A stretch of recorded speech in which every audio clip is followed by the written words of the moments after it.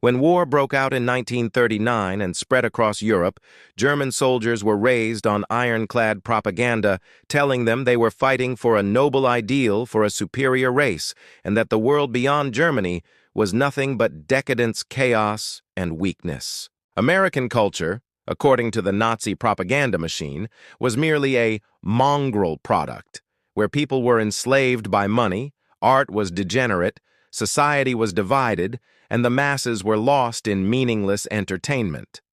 In the imagination of these young soldiers, America was a distant land of contradictions that could never compare to the 1,000-year Reich Hitler promised.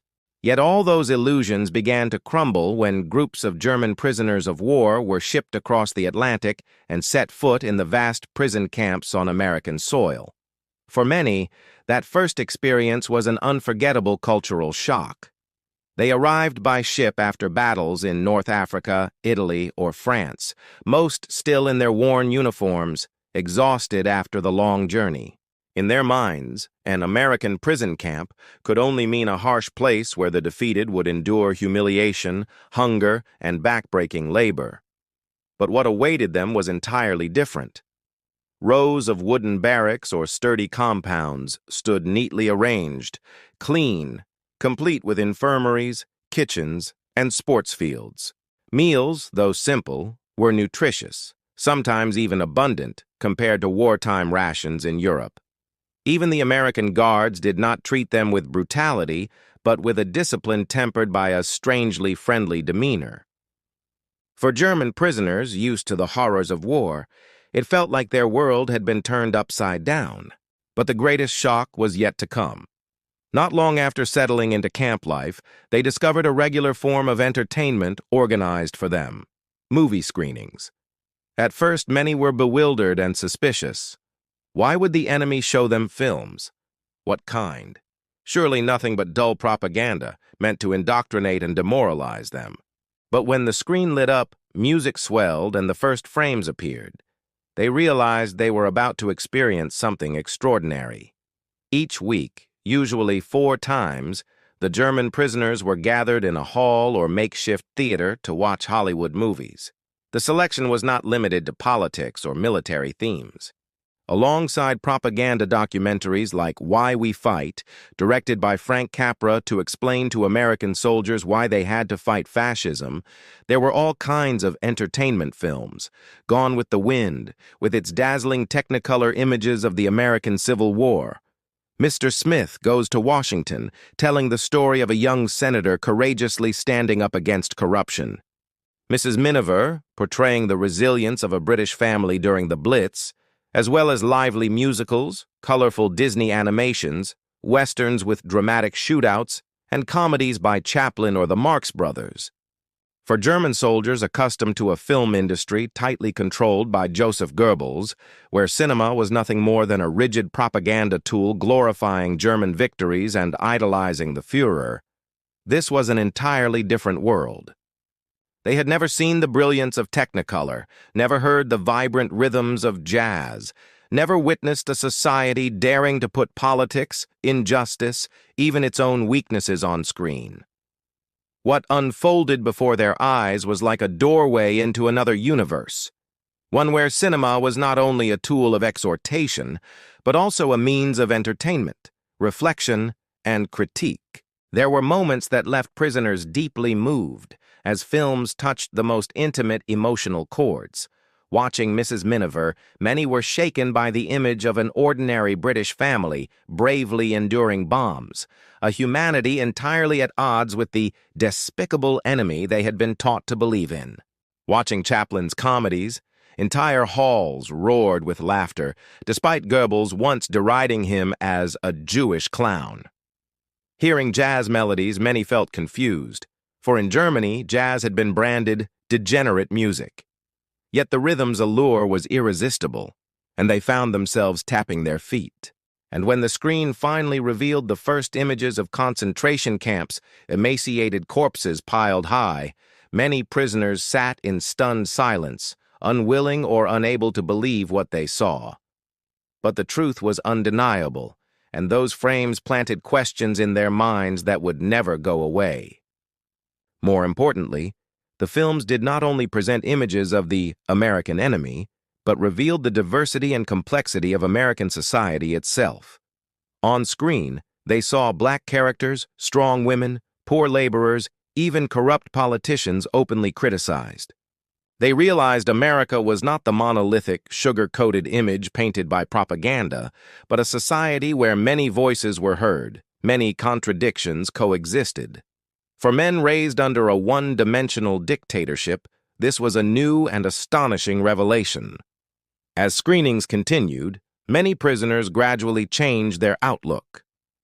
At first, they mocked the films, dismissing them as Hollywood tricks. But the sheer diversity, humanity, and artistic power won them over. Quite a few began comparing. In Germany, cinema offered little more than Triumph des Villains, glorifying Hitler, colorful but empty historical epics, simplistic tales of inevitable German victory. In America, cinema dared to question, to reveal weakness, to portray genuine human emotion. The gap was immense, forcing them to ask themselves, perhaps America was not decadent as they had believed, but in fact stronger precisely because it embraced diversity and difference. That was the first shock, not only material in being treated decently in captivity, but also spiritual, as they encountered a cultural force that challenged every belief they had carried from home. Many German soldiers later wrote in their memoirs that those film screenings marked a turning point, the moment they began to look back at themselves and question what exactly they had been fighting for. In the first weeks at the American prison camps, the film schedule was so regular that many prisoners felt as if they were living in a peaceful town rather than being defeated men in captivity. 4 times a week, they were assembled in neat rows and marched into a hall or a large makeshift tent where a projector hummed steadily in the dark. The lights dimmed, the chatter faded, and when the screen lit up, the entire room was drawn into another world. Among the films shown, there was every genre: drama, comedy, romance, war pictures, and animation. For soldiers who had grown up under Goebbels' tight grip on cinema, this was a cultural whirlwind. Many later admitted that the first time they saw the shimmering hues of Technicolor, it felt like a dream. In Germany, color film was still rare, reserved mostly for grand propaganda spectacles. In America, even a love story or a musical could be produced with dazzling visuals and lively music. One of the most striking films was Gone with the Wind. For German soldiers, the burning red cotton fields of the American Civil War, Scarlett O'Hara's opulent gowns, and the intense social conflicts of the South opened up a history both foreign and deeply human. They realized America, too, had been divided, had endured civil war and suffering, yet possessed the ability to recover and retell its past through art. In contrast, Nazi Germany hid every failure, avoided every stain on its history. To see a nation willing to confront its own tragic past unsettled but also intrigued the prisoners. Another film that left a lasting mark was Mr. Smith Goes to Washington. Its protagonist, a young, sincere, yet awkward senator, dared to stand up against a corrupt system and was ultimately celebrated for his integrity. German POWs watched in astonishment. At home, the very idea of a film criticizing the government, exposing corruption among leaders was unthinkable. But in America, not only was it possible, it was welcomed and widely celebrated. Some prisoners admitted that this film planted in them the first notion that democracy was not just a slogan, but a living system where people truly had a voice. Meanwhile, Mrs. Miniver, the story of an ordinary British family enduring Luftwaffe bombing raids, brought the camps to breathless silence. For the prisoners, it was a completely different view of the enemy. They had been taught that the British were weak, dependent on America. Yet on screen, they saw mothers, wives, and children bravely surviving fiery nights. Sympathy began to stir. Some later confessed that as they watched, they could not help thinking of their own families back home, also living under Allied bombs. They realized that civilian suffering was the same on both sides. It was not only dramas that made an impact. The comedies of Charlie Chaplin, the Marx Brothers, and cheerful musicals sent the halls into bursts of laughter. Chaplin, scorned by Goebbels as a Jewish clown, became a beloved star to these prisoners. They discovered the power of laughter, a weapon no one could control. In Germany, comedy was permitted only if it served propaganda or posed no threat to the regime's image. In America, comedy freely poked fun at elites and social conventions, offering a rare sense of freedom. Another element that baffled yet fascinated the Germans was music. Jazz, swing, and energetic dance numbers filled many films, and for the first time, many prisoners saw black performers on screen. This clashed completely with the prejudices Nazi ideology had instilled about black art or degenerate music. Yet when the rhythms played, their bodies could not resist. Feet tapped, hands kept time. Some admitted that jazz and musicals opened a new understanding. Art could not be bound by race or ideology. It was simply what made people feel alive. Still, the deepest impact on their consciousness did not come from musicals or comedies, but from documentaries, especially Frank Capra's Why We Fight series and the footage of concentration camps liberated by the Allies. Why We Fight laid out clearly why America was at war, to resist aggression, defend freedom, and stop the imperial ambitions of Germany, Italy, and Japan.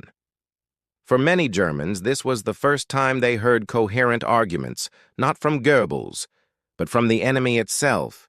It forced them, at least, to think.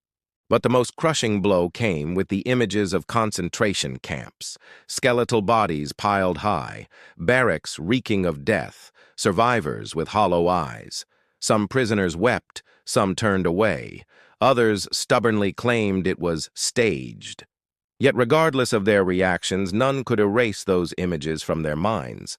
For many, it was the first moment they realized that what they served was not just a war machine, but a regime guilty of crimes beyond justification. Gradually, constant exposure to American films sank into the prisoners' thoughts. They began to recognize the contradictions between German propaganda and the reality before their eyes. At home, they had been told America was decadent, its people undisciplined, its society crumbling. But in camp, they were well-fed, given medical care, treated according to the Geneva Convention, and entertained with diverse, humane films. The contrast forced them to rethink. After each screening, debates often broke out. Lively discussions about democracy, freedom, and even the future of Germany. Perhaps the most remarkable outcome was that, through cinema, many prisoners rediscovered joy in captivity. They awaited each screening as a chance to step beyond the barbed wire, to let their spirits wander into another world. Some later recalled that, in those hours, they no longer felt like defeated men, but simply like human beings enjoying art. And that feeling, the restoration of humanity, was something no propaganda speech could ever deliver. The changes in the prisoners' minds did not happen overnight, but they were steady and lasting. American cinema, with its diversity, vitality, and humanity, began to erode the fortress of propaganda the Nazis had built in their minds. And this was only the beginning of a long journey. The journey of transforming enemies into men willing to embrace a new world. After the first days of being swept into Hollywood's cultural whirlwind, the German soldiers in American prison camps entered a new stage, one of doubt, debate, and eventually, awakening. At first, they watched the films with suspicion, intent on spotting the propaganda tricks of their enemy. But as time went on, the very images, sounds, and stories on the screen slowly chipped away at the walls of arrogance in their minds. Not everyone changed immediately. Among the prisoners, many still clung fiercely to Hitler, convinced that defeat was only temporary, that Germany's secret weapons would turn the tide. These men often acted tough, even threatening or isolating fellow inmates who began to voice doubts. Yet, like seeds sown in soil, the new ideas only needed time to quietly take root. Each film screening became a brick knocking loose the old fortress of belief. When they watched Mr. Smith Goes to Washington, many young soldiers pictured for the first time a society where an ordinary man could stand up against an entire system. They asked themselves, in Germany, would anyone dare defy Hitler, or had fear silenced them all? Watching the Marx Brothers, they laughed at the absurdity of ridiculed rulers, and in that laughter, they realized that the freedom to mock authority was a power Germany had never known. A turning point came with the films exposing concentration camps. For many prisoners, it was their first confrontation with the raw truth of the crimes committed by their own regime. At first, denial was the instinctive reaction. These must be staged scenes. The Americans faked this to smear us. But as more evidence appeared on screen, as they heard testimonies from men who had served near the camps, denial became harder to sustain. The images haunted their sleep and shame began to creep into their hearts. No longer was it about pride in fighting for the fatherland. It was the tormenting question, what have we done? Inside the enclosed world of the camp, these changes did not pass silently. After each screening, the prisoners gathered to argue. Some clung rigidly to Hitler, insisting everything was a conspiracy. Others were confused, unsure what was right or wrong. And then there were those who openly criticized Nazism, calling it the true source of war and suffering. The debates were heated, sometimes nearly erupting into brawls. Yet in their intensity, the prisoners found themselves in an unofficial school of democracy, a space where ideas clashed, were challenged, and eventually examined with reason. Cinema had achieved what lectures or pamphlets rarely could, because films did not just speak to reason, they reached emotion.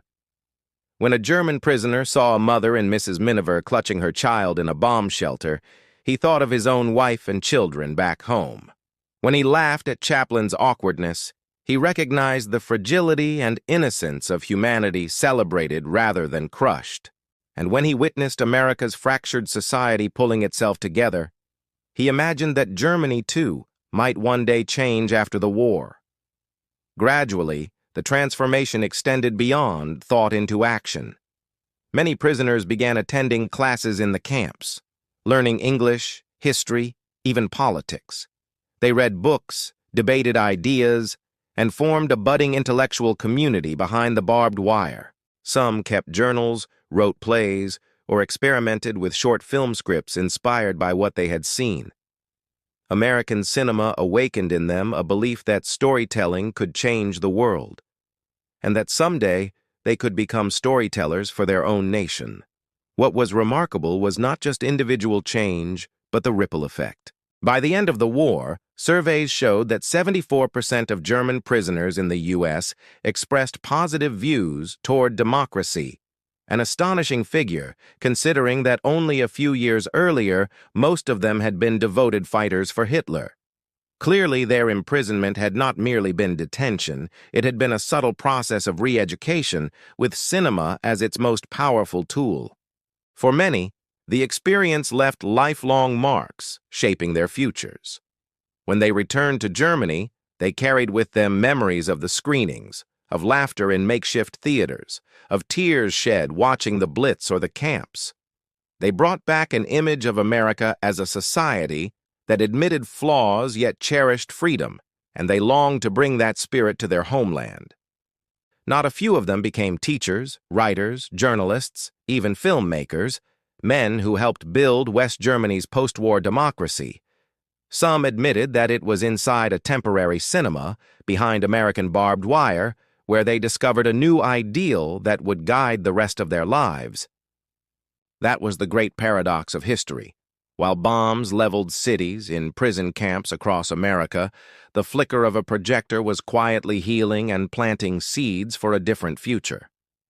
From defeated soldiers, many German POWs emerged as carriers of democracy, returning home with a renewed belief, ready to help rebuild a Germany no longer haunted by fascism.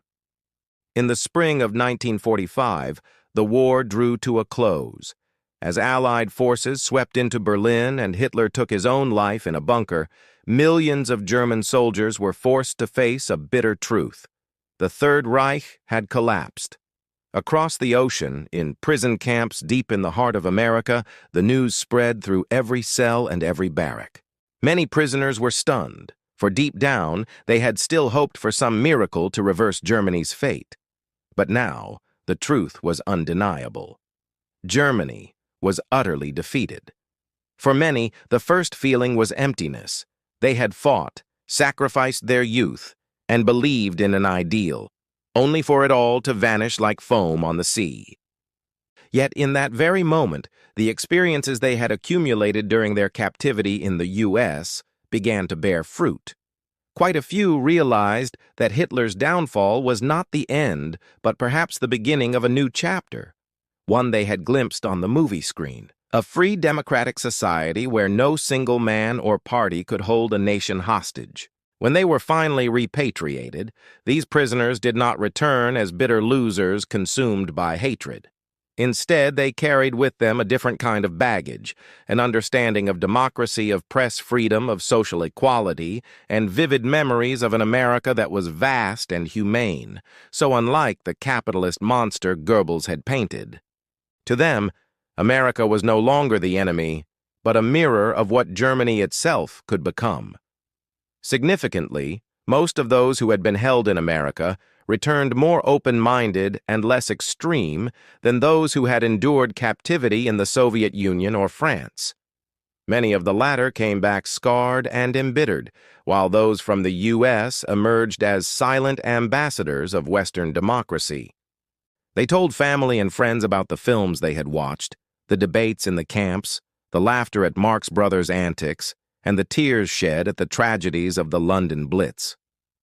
Through these stories, listeners sensed a message. The world was not only war, hatred, and dictatorship, it was also freedom, dignity, and hope. On a broader social scale, the return of hundreds of thousands of these POWs contributed to West Germany's reconstruction.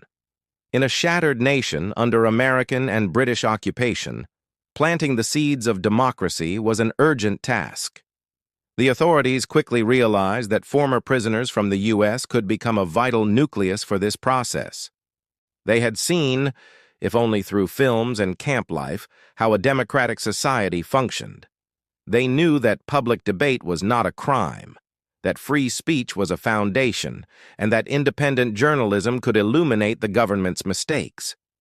Many of them, upon returning, became teachers, journalists, lawyers, even politicians. Some joined newly established parties like the CDU, Christian Democratic Union, or SPD, Social Democratic Party, playing an active role in shaping the fledgling democratic system. Others wrote books, made films, or opened classrooms to pass on what they had learned about freedom and human rights. In their memories lingered the camp evenings when the projector S light flared, and they believed those images had sparked their desire for change. Of course, not everyone embraced these new ideas easily. Post-war German society was still plagued by doubt, poverty, and bitterness. Some eyed the returning POWs with suspicion, dismissing them as brainwashed by the Americans. Others scoffed, "So you learned democracy in a movie theater?" Yet over time, aided by the Marshall Plan and economic recovery, the democratic seeds planted by these returnees began to grow.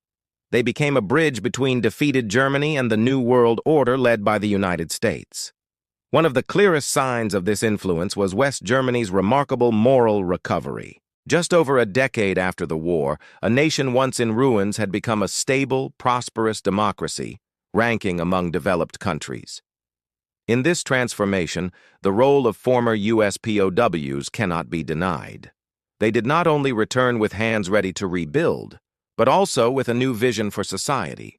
Later, historians even called it the cinema paradox.